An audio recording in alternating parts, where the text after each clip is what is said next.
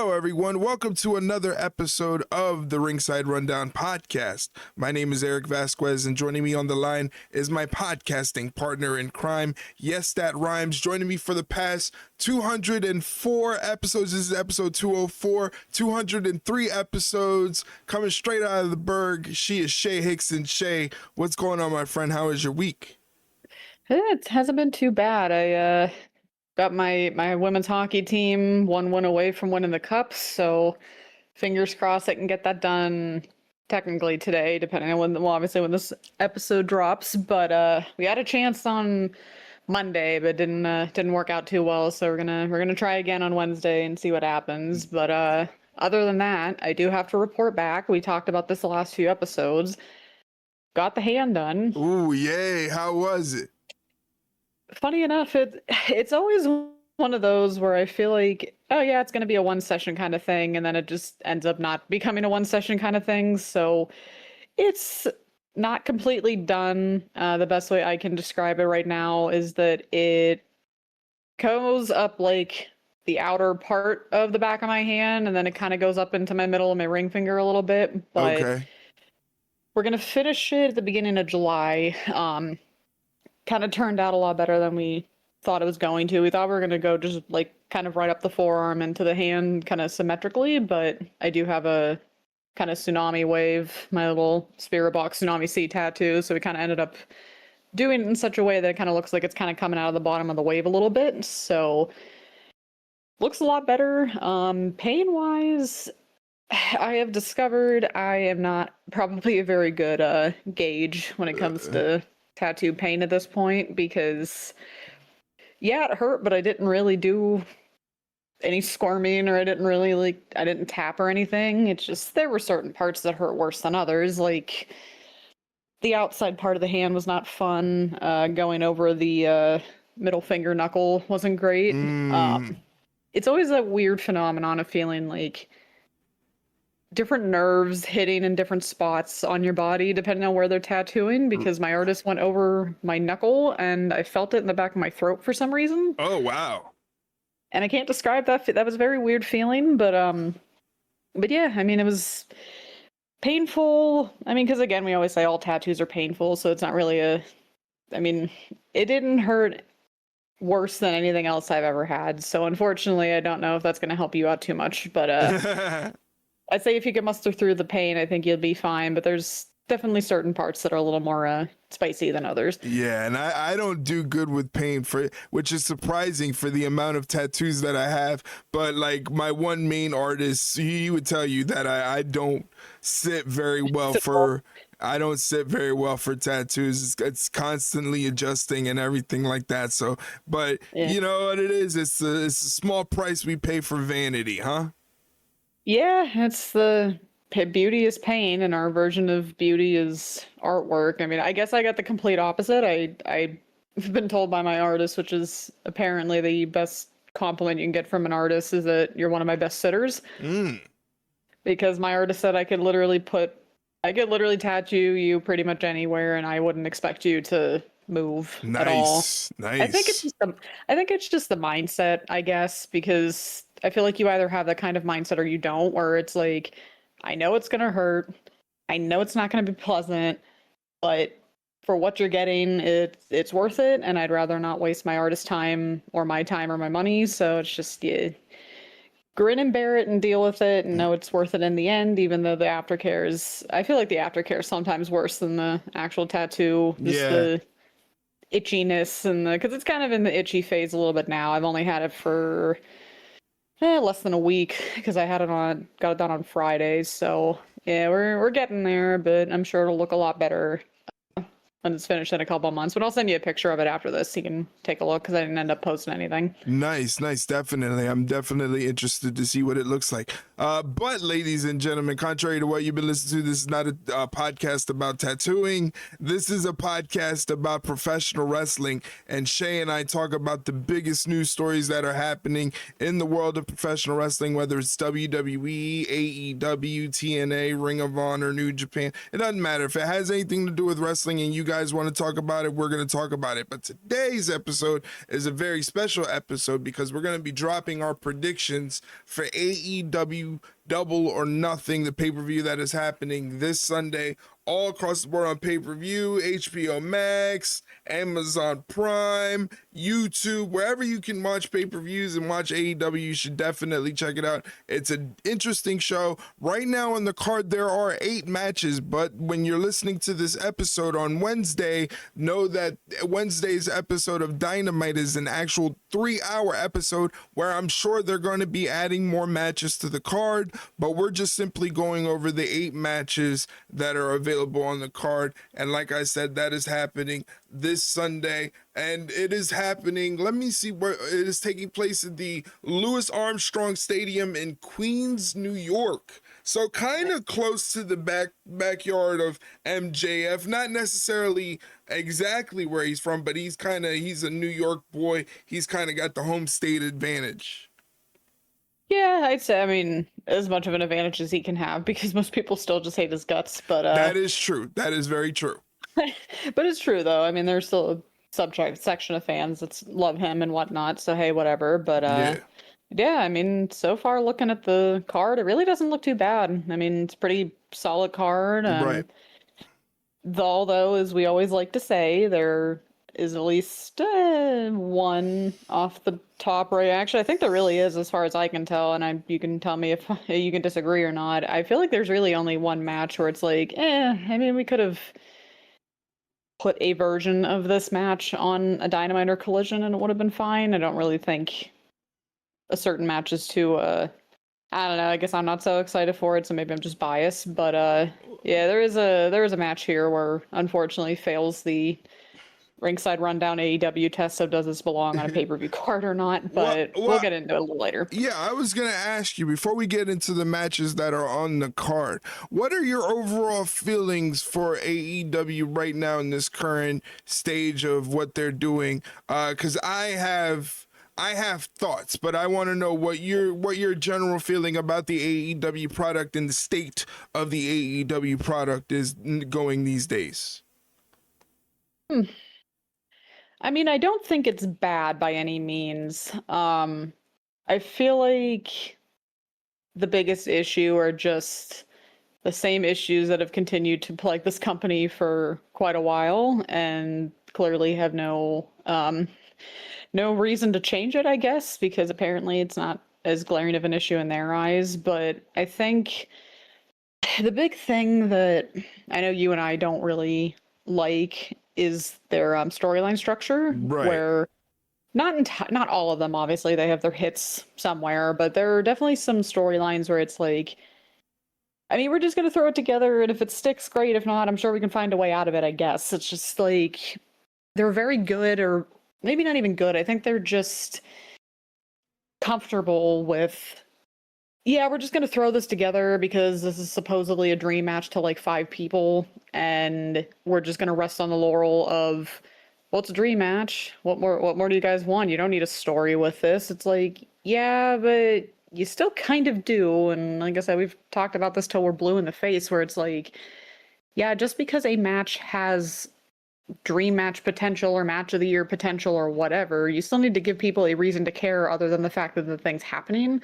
Right. And I think that's a problem with AEW. And also, just to loop back to we're just gonna throw something against the wall, and if it sticks, great, and if not, we'll try again, I guess. And it's like, yeah, that can work, and you can get lucky with that every so often, but making it a consistent business practice is not ideal, because you need to give some people substance. And I feel like all too often AEW just has that issue of, they have good storylines, but then they either drag them out so long to the fact of, this isn't going to punch as like hard as it should have, I don't know, give or take like 4 or 5 months ago, or they have such wide open opportunities to do something where it's just like they're lobbying themselves an easy home run ball and they just completely miss it for whatever reason. Right. It's just they don't have the foresight to do certain things. And it's just, yeah, I guess that would be my problems with it right now.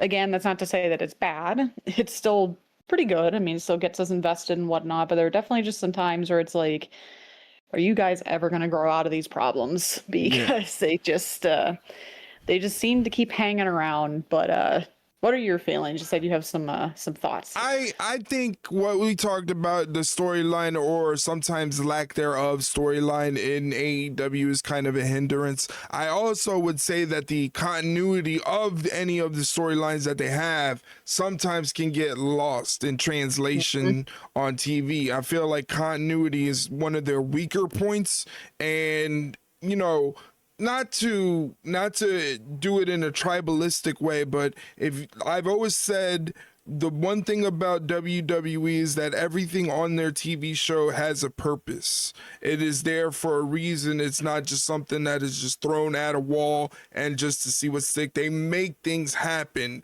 and make things happen for their TV product. I feel like Tony Khan could do a much better job if he makes everything on the show purposeful instead of just being a matchmaker. That's what he feels like. He feels like he's just a matchmaker, a guy just making up random matches, and we're going to have fun with it because people like wrestling. Well, some people like storylines and storytelling with their wrestling, and I feel like that's the biggest problem with AEW these days is that there's not a lot of stories that I'm very much interested in.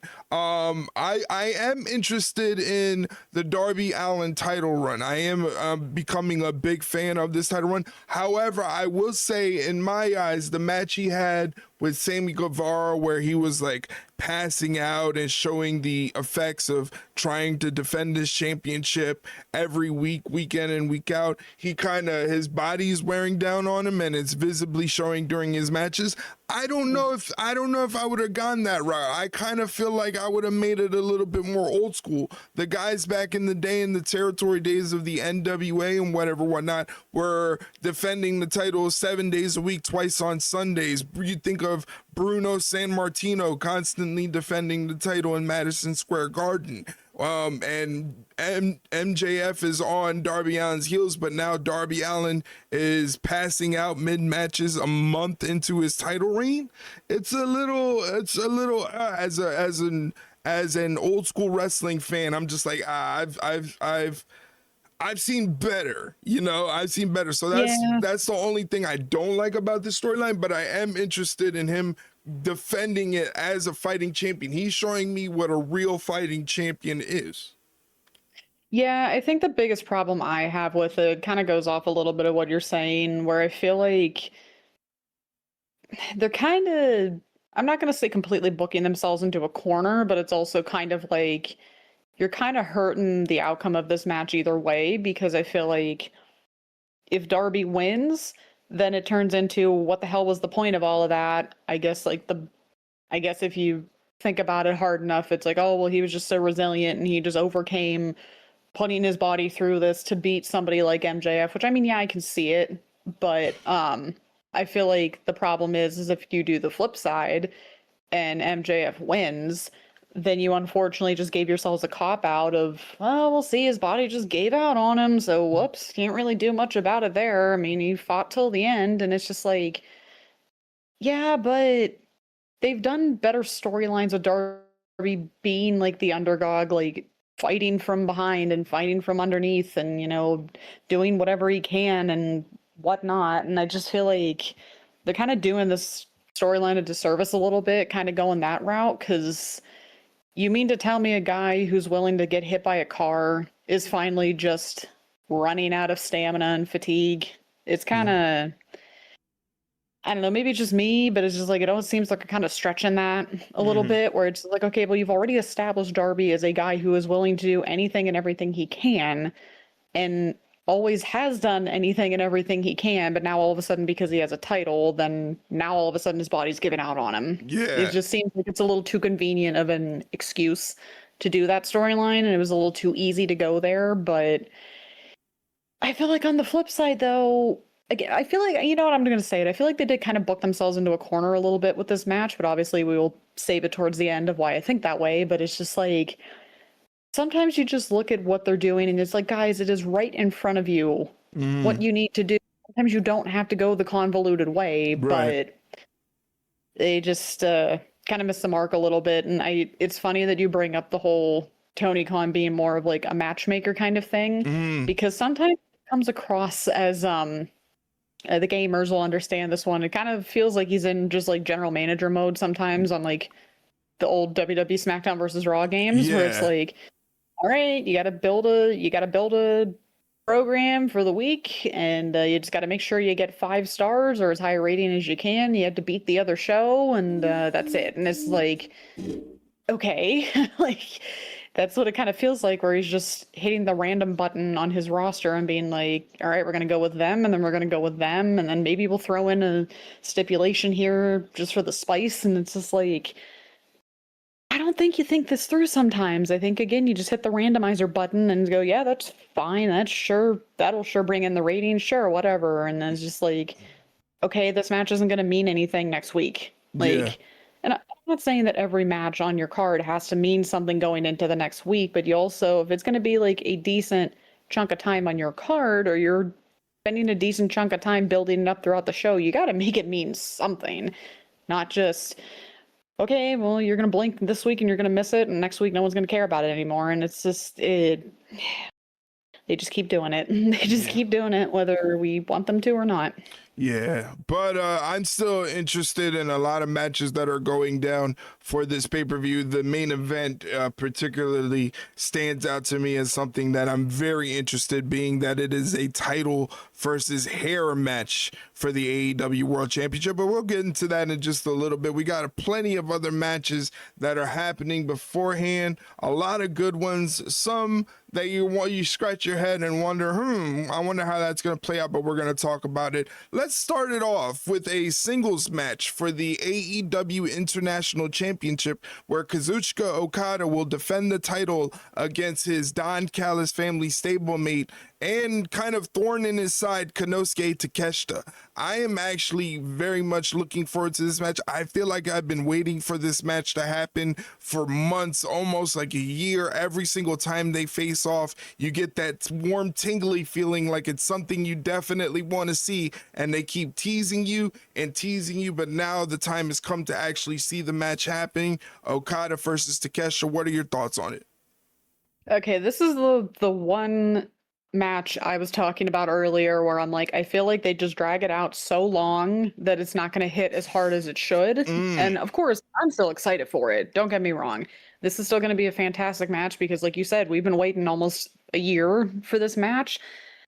But the fact that we've waited almost a year for this match is kind of wild to me, because we've spoken about it at length on some of these episodes where it's just like there were at least a handful of opportunities where they could have finally pulled the trigger on this thing. And it's just like, did we have to wait this long? I don't know if the length really helped it. It may have hindered it at least a little bit, but luckily for me, though, I'm still excited for this match. I feel like this is just going to be a sleeper match of the night because, again, I just hope that it doesn't fall under the weight of people's expectations, because I think that's where your problem is when you wait so long for something like this to happen, kind of like what we talked about with Io and Asuka. We knew they were going to be great, but you always have to worry about that little thought in the back of your head of like, oh, well, we've been waiting so long for this. Is this just going to be like a letdown when we finally get it? And then what are you going to do then? That's just kind of the panic button moment of, oh, well, maybe shit, we did wait too long to finally do this. And now people have too high expectations on this, and there's no way we're going to be able to like meet them. But luckily for them, it's Okada and Takeshita. So I feel like, I think if anybody could handle it, it would be these two. And I'm just glad we're finally getting it. I still think it was way too long, but you know what? At this rate, better late than never. And I feel like it's gotta be Takeshita finally. Like, they can't continue to just get him so close and then just not have him like finally win the big one in one way or another. So I feel like this is finally the time where they have to give Takeshita this title finally, and he has to continue to be a thorn on Okada's side and finally just get the one up on him. And this has to be the time, because if he doesn't win this match, I don't know when he's going to, if he even would at that point. So I'm going to go with Takeshita. I think it's finally going to be his time. Yeah, I think this is a good time to kind of strap the rocket to Takeshita and send him to the moon in terms of where his status is in AEW. I feel like he's one of my favorite parts of AEW. If you ask me who do I look forward to performing the most, it's always Takeshita, and the things that he does in the ring. He's a hard hitter, he's agile, deceptively athletic for his size, and again, the best thing about him is that he hits hard. I like that he hits hard. He doesn't hold back his shots, and I don't feel like he's going to hold back against Okada. I think he knows this is a make or break star making performance, and if he can pull this one off, it might help him propel him into a bigger spotlight for AEW. I think he's one of the best assets that they have to their roster. I like Okada, but at this point in time, what does Okada have to prove? I feel like he's done everything where, in a way, I don't blame him if he's kind of coasting here in AEW, just, winning championships and winning matches and only exerting about 75% effort. I would like to see him kind of dial it up to New Japan Okada against Takeshita. Yep. I would love to see that type of match that has got us on the edge of our seats, waiting to see what happens, bated breath for every near fall. But I don't know if he's going to break that out. And again, this is for the International Championship. I feel like AEW has a championship problem where there's too many championships, where every single championship is kind of, if it's not the world championship, it's watered down, Okada really doesn't go out of his way to be a fighting champion and defend the title very often.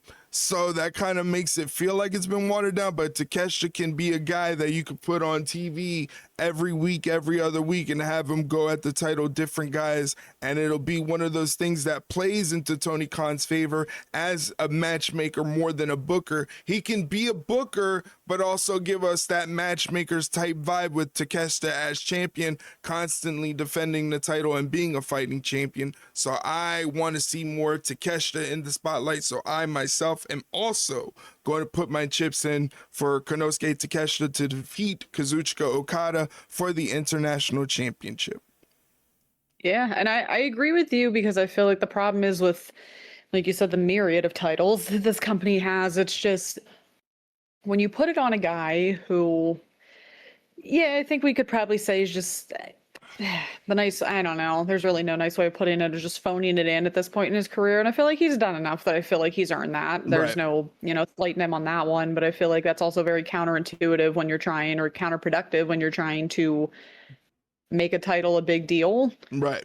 It's like, you can't just slap a title on somebody because of their name and just be like, all right, guys, this title's important. It's like, okay, well, great if they're showing up and actually doing something with it. And if he's not going to be a fighting champion, you need to put that title especially on someone who's going to be, and that person is Konosuke Takeshita. So Okada's done a decent enough job with it, but you need to put that on somebody who's going to show that title more than a couple times a month, maybe, if you're lucky. But you just need it to be a workhorse title, especially because you made a good point of, like, if it's not the main title, it gets so watered down that it's just like, okay, I don't know.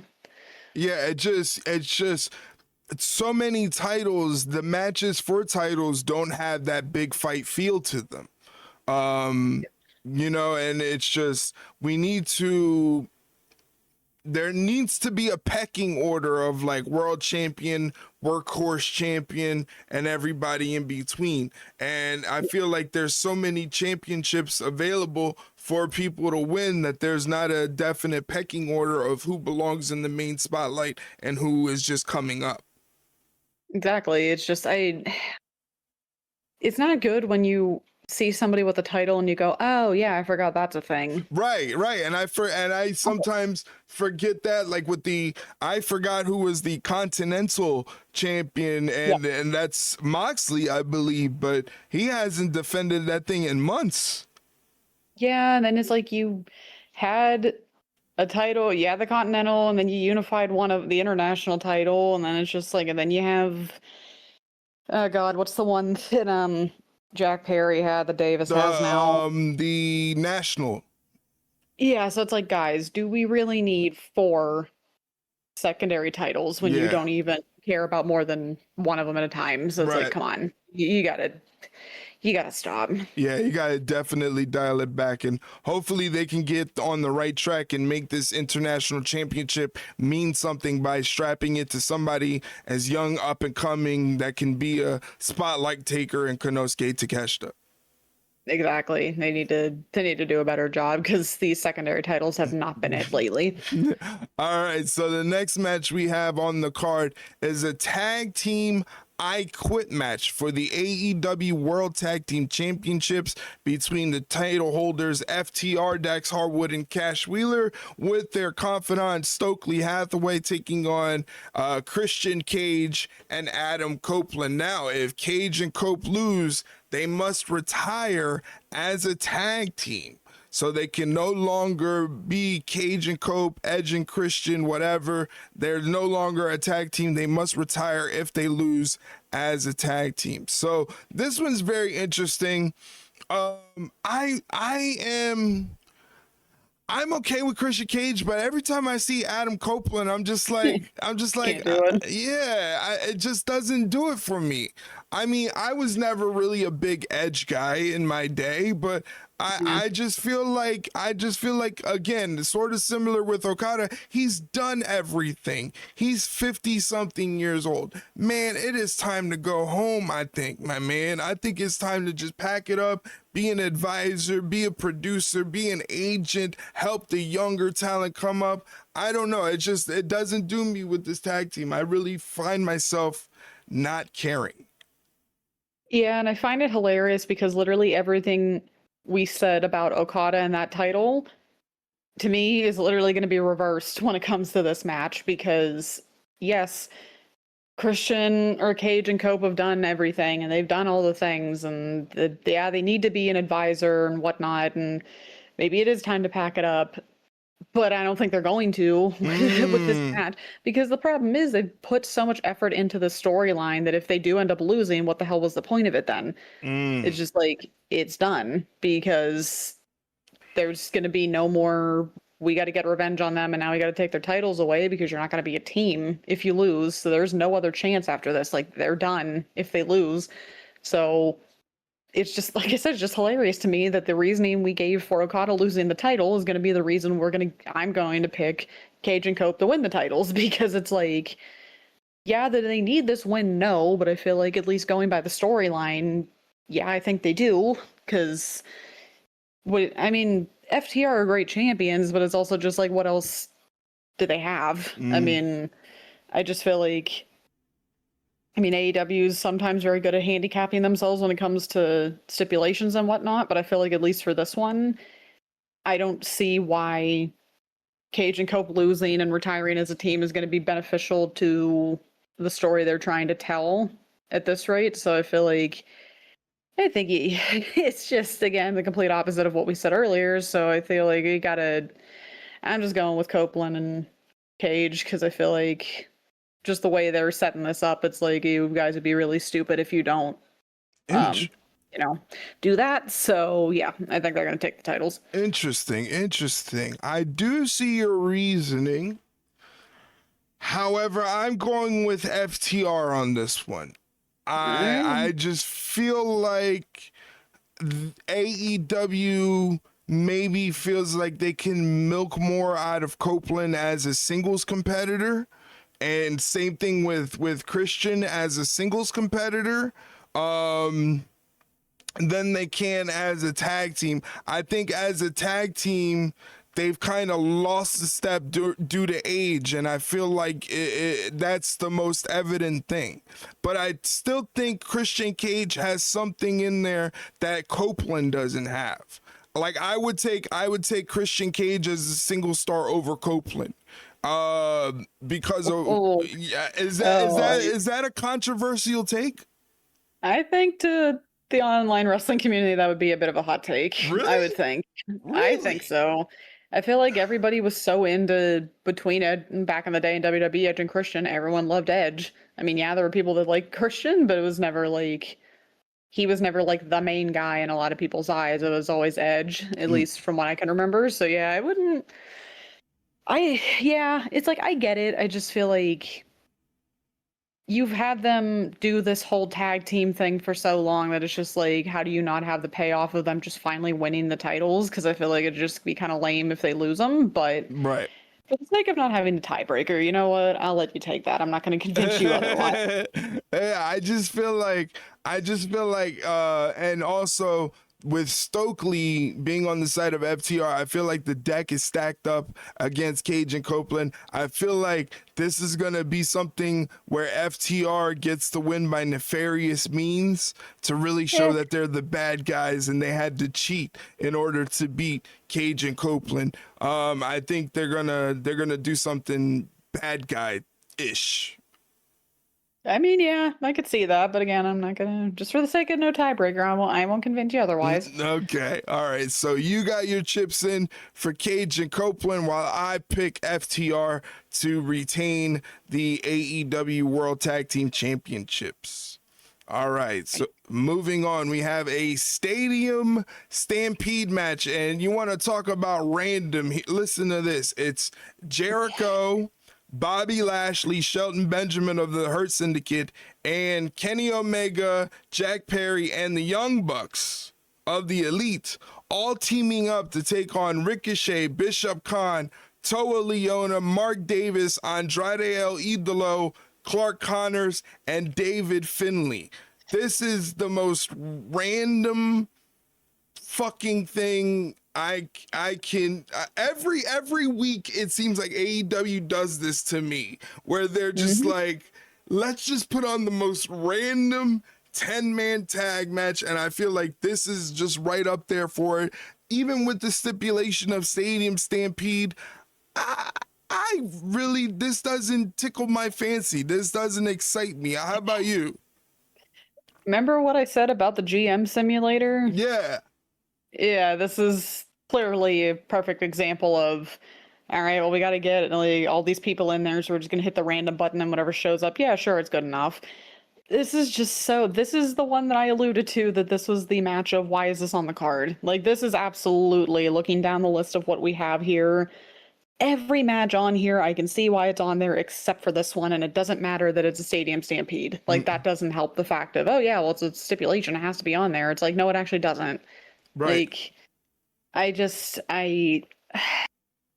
And there's so many competitors in this match that I just have a sort of apathetic feeling towards. Like, I really don't get the dogs, Clark Connors and David Finlay. They really don't do anything for me. Ricochet is just kind of annoying.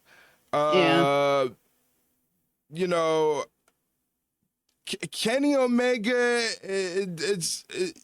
like, why is he in this? Because Jack Perry wanted him and the Young Bucks in it.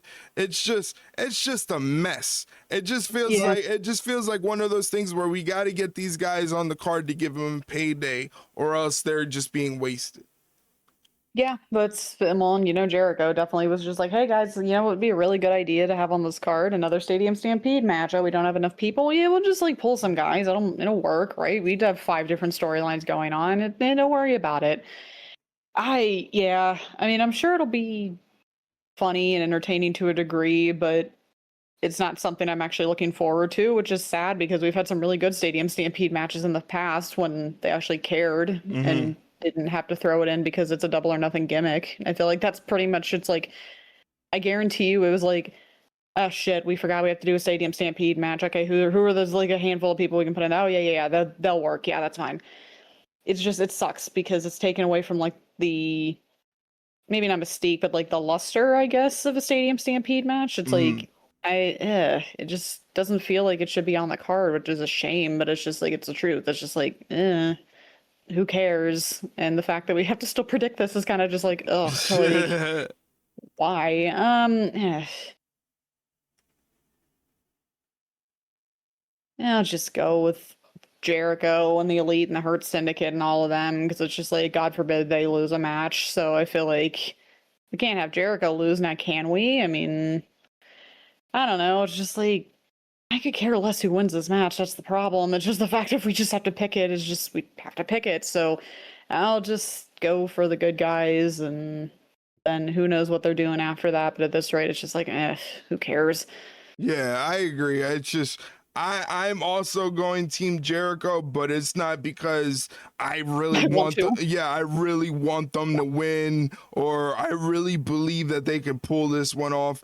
I'm just really gonna be looking forward to it probably being over, because there's a lot of people in this match. I mean, Mark Davis, Ricochet, the Dogs, that I can say, like, I just don't get the allure of. I just don't get the Yeah. allure of it. It doesn't do anything to me. These guys are just regular dudes to me. They don't stand out as anything special to me. That's why I feel like this match is just a random clusterfuck of just dudes that needed a payday.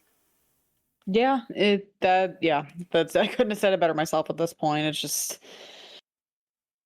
who cares? Yeah, so I am also putting my chips in for Team Jericho for the Stadium Stampede match. Now, moving on to a match that I'm looking forward to, but I still am wishy-washy on, is the four-way match for the AEW Women's World Championship, where champion Tekla will be defending the title against Hikaru Shida, Jamie Hayter, and Chris Statlander. Now, I am looking forward to this match because I'm becoming a big fan of Tekla. I'm liking her title reign, and I'm liking the way she goes about things, and I'm liking her in-ring abilities.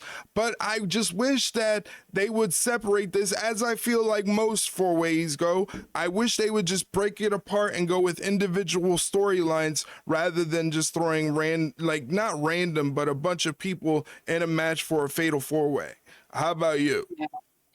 Yeah, I mean, don't get me wrong, this match is going to be really good, I think, just considering who's involved. But yeah, I mean, I feel like it was kind of again, well, we don't really have anybody for her right now, so we'll just like throw them in there because they're kind of sort of around the title scene or have been in the title scene at some point. Yeah, that makes sense. But I feel like at least a good thing when it comes to these like multi-person matches for the most part, AEW is always very good at giving enough people time to shine for Yeah. everybody involved. So that's not my issue. It's just like it's kind of sad when you look at this on paper. This should be more of an even match than it actually is, but it's also just like, well, no shit. Like Tekla's winning because I don't think you're not going to give it to Sheeta because she came right back and Stat had her time for now, and Jamie Hayter's still there, but it's not like, oh yeah, she's absolutely got to be like 100% in the title picture, and that title should be around her waist right now. It's just like Tekla's just so good right now, and I've loved Tekla since she's been in AEW. I think she's fantastic. She's just got that cool guy kind of charisma and Yeah. like good on the mic, great in the ring. So they'd be stupid to take the belt off of her anytime soon. And I feel like we've said that the last few pay-per-views, but it's true. Like there's still no opportunity that I see where it's just like, oh well, I mean, maybe we can take it off her there, but it's just like, no, like this is Tekla's title to lose right now at this point. So that's not changing a double or nothing. She's not coming out of this without that title. Right, right. Yeah, I just think the way her title reign has been built up, it's been pretty good. But I would have enjoyed individual matches with all of these women. I do get the story that all of the other women have been world champion before, so this is a match of champions. But I just feel like they could have done so much good for the title reign if they had an individual storyline going for Sheeta, individual storyline going for Hayter, and an individual storyline going for Statlander, which they really didn't have to go with Statlander because Statlander has already been in that situation against Tekla and she wasn't successful. So why not move on to somebody else? Why not like I don't know, like try to build up someone like a Queen Aminata who's like like for someone who is as good as she is, I don't understand why she doesn't get more opportunities in the bigger spotlight. She really brings something different, but they could have done something with, I don't know, Alex Windsor. You know, Alex Windsor is in a random women's Owen Hart Cup quarterfinal match on the pay-per-view, but so is Willow Nightingale. You know, and where the hell is Mercedes Moné? You know, like Yeah, that's pissing me off, honestly, because it's just like we've ranted about this before, where it's just like I don't like the fact that they had the downfall of Ultimo Monet happen 99% off of AEW TV when you built it up on your programming to then completely dismantle it over social media. Like, it made no sense. And so now it's just like, okay, well, you did it. We can't really change it. It is what it is. And the only thing we've seen is that she was on like the red carpet for the new Star Wars movie. That's it. It's just like, did you guys kind of forget that you had to pay that story off a little bit? Because I mean, yeah, you've tried to pay it off in the dumbest way possible by just doing it all over online, but it's also just like, I don't know. It doesn't make any sense to me. I feel like they've completely fucked up that whole thing, which is a shame because that should have been a slam dunk in and of itself. And again, it goes back to AEW has these slam dunks where it's just like all you have to do is X, Y, and Z. And they're like, hey, well, what if we like do a weird, funny thing just, just for the lulz and do it this way instead? And it's just like, no, sometimes you don't have to just elude the obvious. Just do it and people are going to be happy. But no, we have to do this instead, I guess. But whatever. I'm interested to see if they kind of go a little further into the dark side with Sheeta, because I've been kind of like hinted at it for a little bit, and I'm kind of like, is she gonna go full tilt on this one or not, or who knows? But yeah, it either way, it doesn't matter because Tekla's still keeping the title. Like this is probably one of the more obvious picks of the night, I think. Right. And I am also putting my chips in for Tekla, so we both have a tie there. I just feel like she's the stronger competitor out of the two. Yeah. Like Statlander's already been in that position where she wasn't successful against Tekla.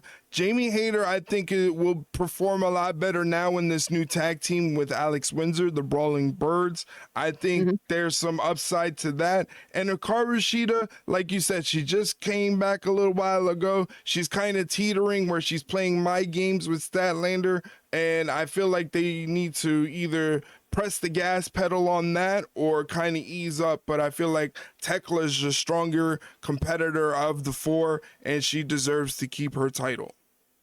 Yeah, I completely agree. All right. So the next match we have up is a men's Owen Hart Cup quarterfinal match. This one, for a random match, I'm actually excited for. It's Samoa Joe versus Will Ospreay. Yeah, this one, even just on paper, you didn't even have to tell me, oh, it's the Owen Hart Cup. It's just like Samoa Joe and Will Ospreay. It's like, sign me up. This one's going to be fun because, again, it's Samoa Joe and Will Ospreay. I don't really know how much more you have to sell that. If anybody who knows ball's going to know that this is going to be a fun match to watch. Right. But I'm interested to see how's Ospreay going to be in this match because he's kind of, training with the Death Riders a little bit and kind of getting a little more grittier, a little more edge to his game. So if you want to have a true test when it comes to that, Samoa Joe's your guy because there's very few guys that are grittier and tougher than Samoa Joe. So I feel like this one's going to be fun. This one's probably going to be a little more physical than I think people are going to expect, which, like I said, I'll be interested to see how that plans out. But again, I feel like this one's also kind of a very easy outcome because I feel like what world would make sense to not have Ospreay win this one, right, especially with what's been going on with him and the Death Riders. So I feel like you have to have him win. Like, if you didn't, that would be the dumbest decision they could make. So, yeah, this one's a little easy for me, but it's definitely Ospreay. Yeah, this one is easy for me, although I am excited for the match. I feel like there's more stock put in Will Ospreay and what Ospreay is doing these days with the Death Riders. I wonder when are they going to pull the trigger and say he's a member of the Death Riders rather than just, I don't know, a probie, I guess you would say, because he's a trainee. Yeah, a trainee, because he's kind of adopted the ways of the Death Riders, especially in his last match that he had. He kind of maybe pulled back a little bit, but decided to go a different ground game and went for a submission and things like that, which is something that is not in his usual forte. Usually he's a high flyer taking risk and doing all that fun stuff. I just feel like there's more stock in the storytelling of Will Ospreay and the Death Riders than there is with having Samoa Joe just beat him in this quarterfinal matchup. Exactly, because again, sometimes the obvious choice is the best choice, so don't overthink it and just do the thing. Yeah. Now here's the match you were talking about earlier about the one match maybe on the card that maybe is not pay-per-view worthy, that may be TV worthy. I'm gonna have to say it's this match for me personally. Bandito versus Swerve Strickland. This is also a men's Owen Hart Cup quarterfinal match. But Swerve Strickland has been targeting Bandito, so there kind of is a storyline to this between these two, although a lot of it's not been seen. A lot of it is just talked about, jabs on social media, with Swerve posting something about not being used on TV often. What'd you think about that? I thought it was at least a unique way of doing it. I feel like if done right, doing stuff like this on social media can work well, but it also is very easily it can very easily backfire on you rather quickly. I would have preferred to see this a little more in person because I feel like Swerve's at his best when he's on the mic in front of somebody in a crowd. So I feel like kind of robbing us the chance to see that. I just found it again, it was a little too convenient that, oh, these two are like taking shots at each other, and now all of a sudden you're in the Owen Hart Cup quarterfinal. Like, you guys couldn't have just given them a feud by themselves. Like, you just made sense. So we'll just throw them in the tournament and it's fine. But yeah, I mean, and it's a shame because Bandito's like sneaky good. So it's not like this match is going to be a clunker. Yeah, I guess this one could have also fallen under this could have been like a main event for a Dynamite or Collision, and it would have been great. I feel like this one, obviously, in the Stadium Stampede is probably the two where it's like, yeah, we didn't really need this on the card, but we're getting it anyway. But I feel like it's always beneficial to have Swerve on your pay-per-view no matter what, even if, like, we agree it is a little questionable. But I feel like comes to the winner, though, I feel like well, this is no knock on Bandito, but it's just like that just doesn't make sense to have him beat Swerve. I just feel like, yeah, you can make it an upset and whatever, but I just don't see what the point of it is. So I'm gonna go with Swerve. I think he'll take the win on this one, but I think this one will be a sneaky good match. Yeah. I'm interested in the match because I'm interested in seeing a bit more of an aggressive Swerve Strickland. He's supposed Yeah. to be dangerous and kind of sneakily unhinged, and we're supposed to be worried about what he would do to his opponent because he's a dangerous man now all of a sudden. So I'm kind of wondering if they'll play up that character and have him be a little bit more aggressive against Bandito. Bandito will pull up a good fight. But I am going to put my chips in for Swerve Strickland. I think they have a little bit more that they can go off, a path of storytelling that they can tell, per se, with Swerve Strickland getting the win, being more aggressive, maybe showing a little bit of a different side of himself in ring rather than what we're used to. So I'm putting my chips in for Swerve Strickland to beat Bandito and move on in the Owen Hart Cup tournament. All right. Train's still going. All right. Yes, the next match we have, this one is a women's Owen Hart Cup quarterfinal match between Willow Nightingale and Alex Windsor. Now, this really just, those are the only stakes available whether to move on in the tournament. This is not for Willow's TBS championship, but I feel like this is going to be a good match between two very physical women, very hard hitting, and they're going to have some good chemistry. So I'm excited for this match.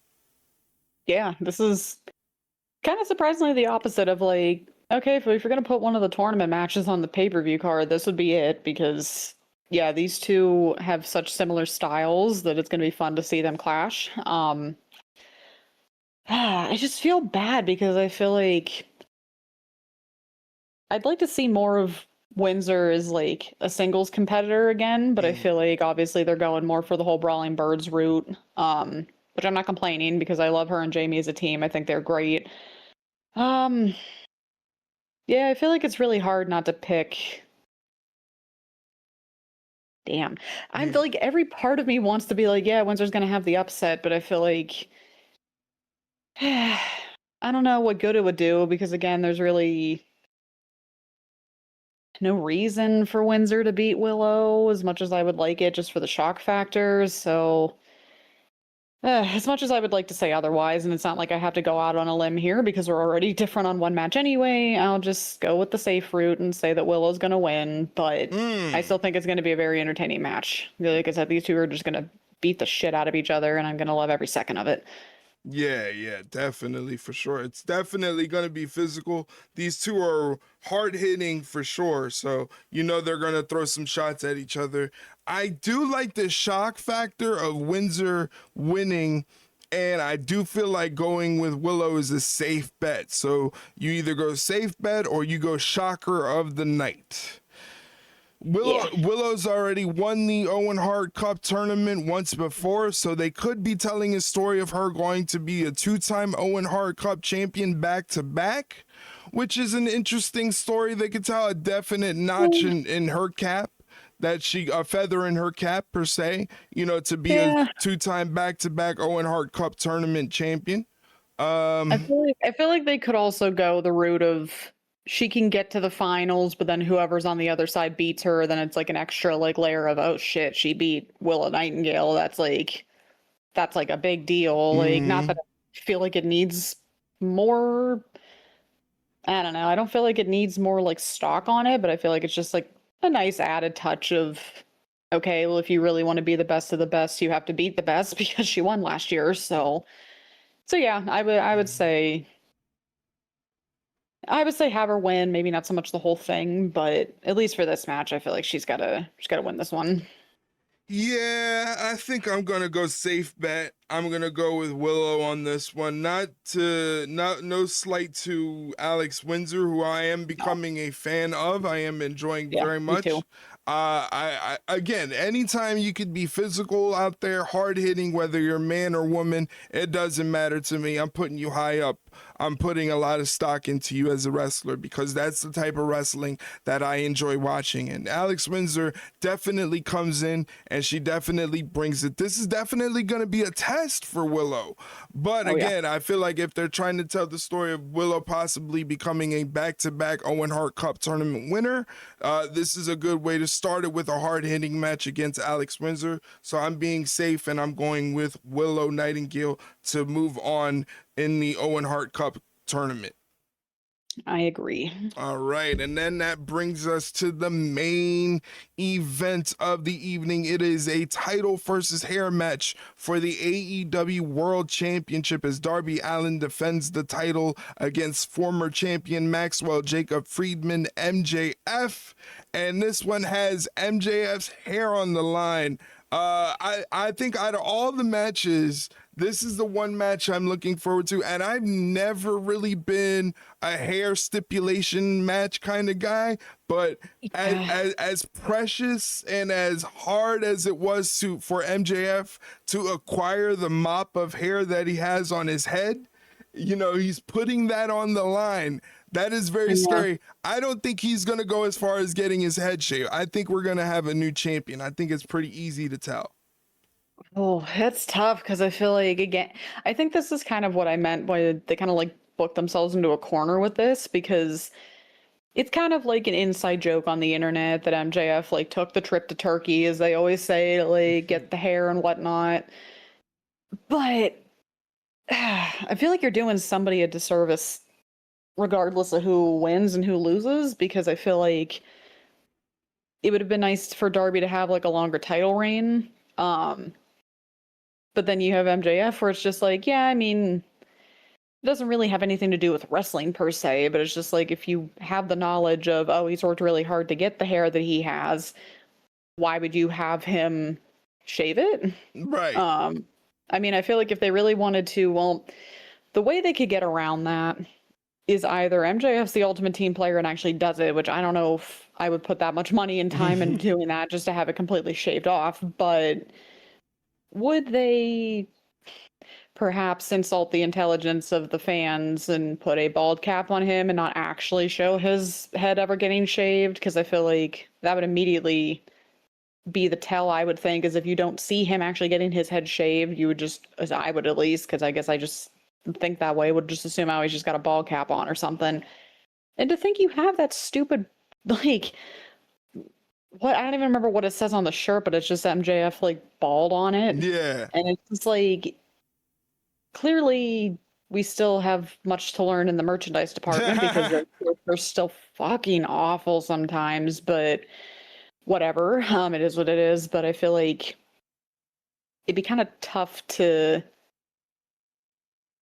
I feel like they wouldn't have released that just for the sake of it because I feel like why would you have already done that if you, I mean, obviously you know what's going on with the match to begin with, I would think, or you would already know the outcome, but it's also just very, it was just an odd decision because if he loses, you just have people with MJF being bald on a t-shirt just randomly walking around somewhere, but Who would buy that shirt? I would seriously judge the hell out of anybody that would buy that shirt. LA, let me look. I just want to let's just do live research on here because I feel like AEW does like the top gear of the week or something. So I'm just gonna take a look here. It can't be that. If it's that, I have no faith in the wrestling fan. Well, it's the third one on the trending now. Oh so my god. yeah, that's you know what, you put a lot more faith into the fans than I do. I knew that these idiots are gonna buy that. Like, well, to be fair, think about it back in the day, the shirt with Brit and the bloody eye or the black eye and everything, and how like tone deaf that shirt was, and people still bought it, no matter how shitty it actually was to have. But whatever. I hate it because I just feel like I don't like the scenario either way because it's just like, yeah, I don't like the fact of MJF. I never thought I'd say this, but I wouldn't like if MJF loses because then I feel like from the like outside wrestling perspective, I would think that would be really tough to again put so much money into something that was probably an insecurity just to like get rid of it. Right. But I also don't want Darby to have such a short reign either, though. But I don't know what story they're telling. If he, I don't know, if he loses, I guess you'll just, like I said, pull the cop out of, oh, well, he just did everything. He did it to the best of his ability, but his body just gave out on him and blah, blah, blah, which I still think is a stupid way of doing it. But so what's more important, like something outside of wrestling or shortening someone's reign that probably shouldn't be shortened? But the problem is just like, if I were MJF, no matter how much of a team player I would be for like whatever company I'd work for, but I did all that work to help like remedy an insecurity of mine that had probably been plaguing me for a very long time. I don't think I would be so willing to be like, oh yeah, just like the probably thousands of dollars I spent on doing this. Yeah, we can just get rid of it. It'll grow back, right? Like, I just don't see how he'd be okay with doing that. So I feel like just with that alone, I suppose he's gonna win, which just sucks because I just don't want him to. But I feel like that just makes the most sense stipulation wise. But maybe they'll pull off the unthinkable. Who knows? But unfortunately, I think they'll just play into the Darby's like body just gave out on him thing, and that'll be the cop out that they can use to why he lost. So I'm gonna hate it, but I feel like MJF's getting his title back, and yay, and whatever.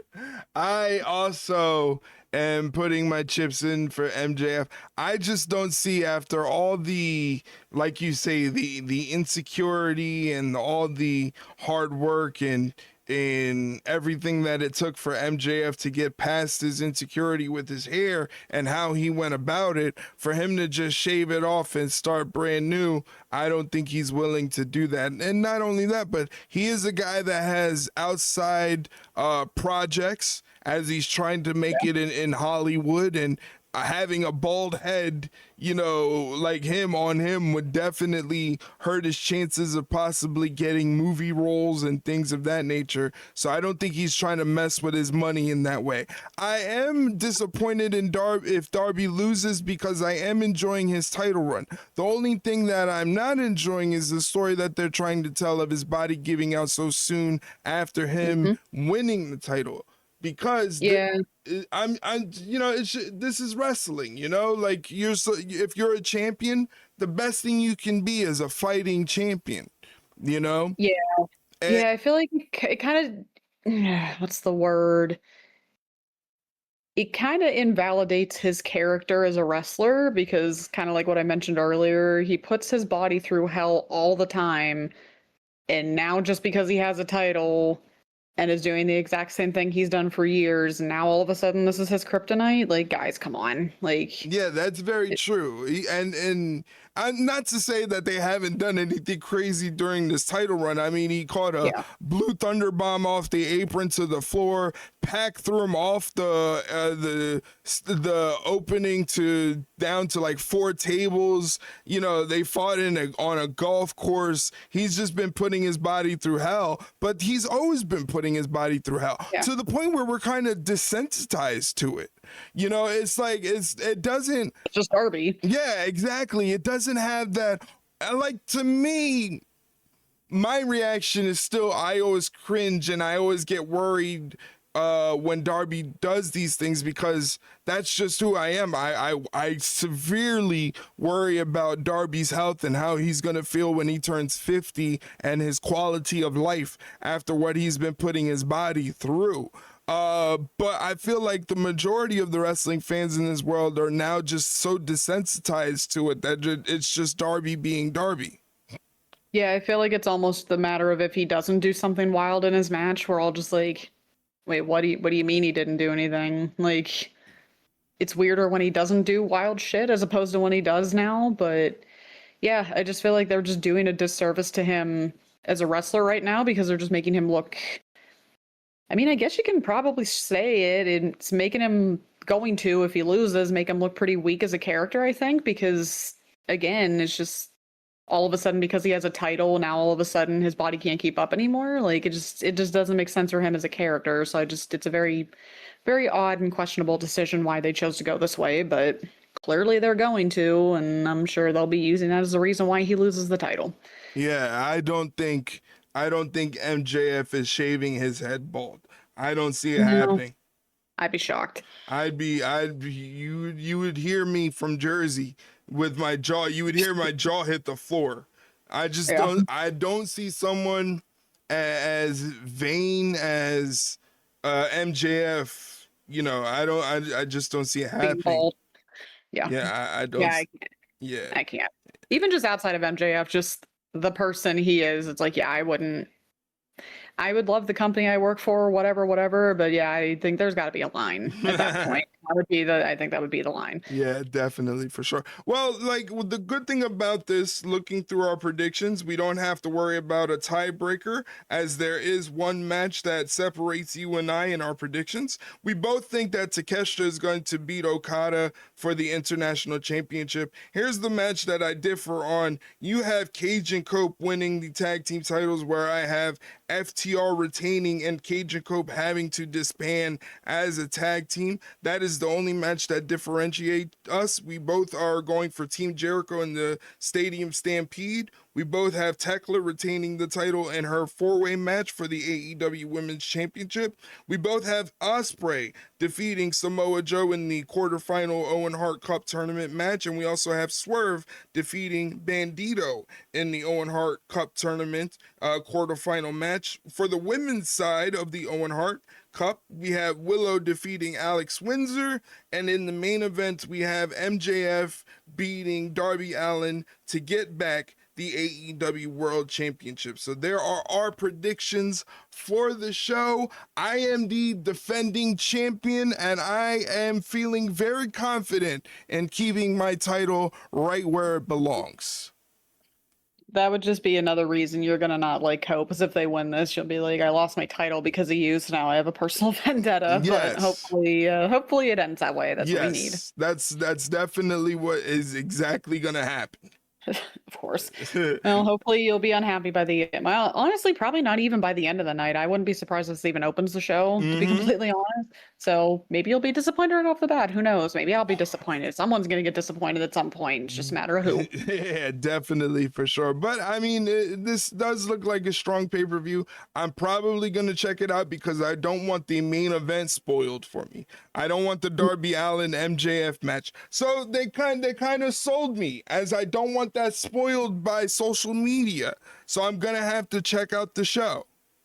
Yeah, see what they hooked you. They did the thing. They got me for this one. Like I said, I'm a big fan of Darby Allin's title reign. I think it's telling a great story despite his body giving out on him. And I just this has me, on the edge of my seat. Is MJF really gonna shave his head bald? I don't think so. I would, like I said, I'll be genuinely shocked and I'll give them props if they actually go along with that. So All we'll right. see. All right, so there you have it, ladies and gentlemen. That is our predictions for AEW Double or Nothing pay-per-view happening this Sunday, May 24th. It is on pay-per-view, so you can get it on Amazon Prime. If you're an HBO subscriber, HBO Max subscriber, you get $10 off, and you can order it on HBO Max. You can also order it through YouTube, payperview.com, Triller. It's all across the board, and definitely maybe this one is worth your paying attention to, because despite how we feel about AEW, we both want AEW to succeed. Yeah, because when everybody succeeds, the wrestling product as a whole is a lot better for it. Couldn't said it better myself. So that way, that's how we're gonna end that. So thank you very much for checking out our predictions. Now it is time to let you know how you can find this podcast. This podcast is available all across the board on all podcast platforms. I'm talking Spotify, Apple, iHeartRadio, Amazon Music, Audible, Good Pods. Wherever you listen to podcasts, you can find the Ringside Rundown podcast. All you have to do is hit the follow or subscribe button when you find it, and you will never miss an episode. But remember, all you have to do, if you can't find it on a platform that you're using, just hit us up on social media, whether it's Twitter, Instagram, or Facebook. Hit us up at Ringside Rundown. Let us know what platform you use. We will try to get you a link to that platform so you can listen to it and let us know what you think of the podcast. But if you can't find it on the platform, always remember it is also available on our YouTube channel. Our YouTube channel, I think we're like 5 subscribers away from 2,300.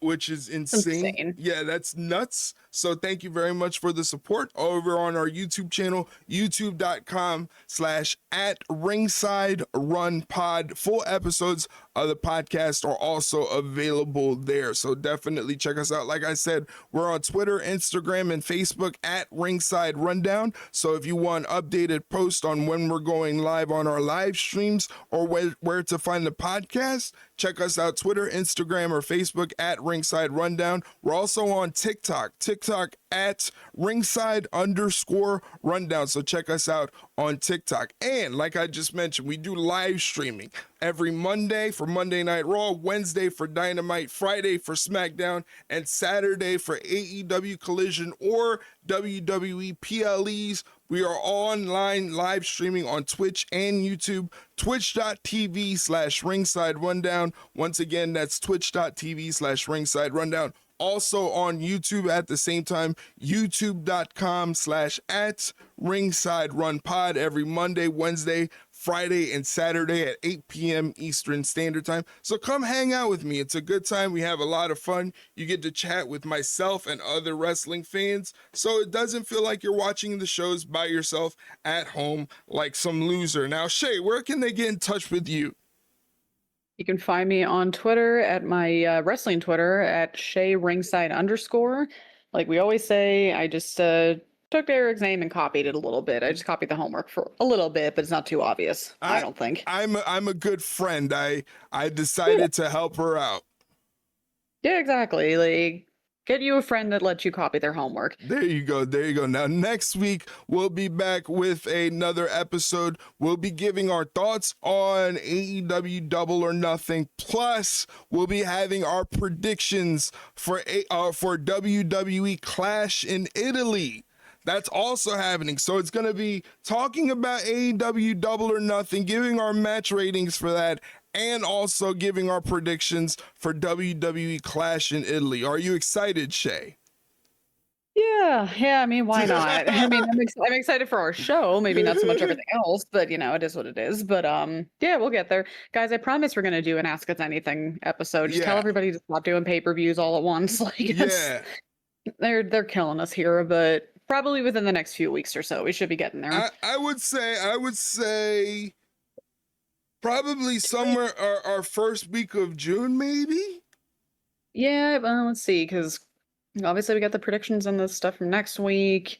And then the following Tuesday, we'll have to talk about Clash in Italy. So probably around like the second week of June, hopefully, unless we're forgetting some other pay-per-view that's going to show up for no reason. But we should be good, maybe. A couple more weeks. We're going to get to it, and we're going to have fun with the Ask Us Anything episode. The episode where you can ask us anything. It doesn't have to involve wrestling. It can involve music, movies, TV shows, sports, food, life advice, tattoo advice, whatever you can think of, you can ask us on this episode. So get excited, ladies and gentlemen.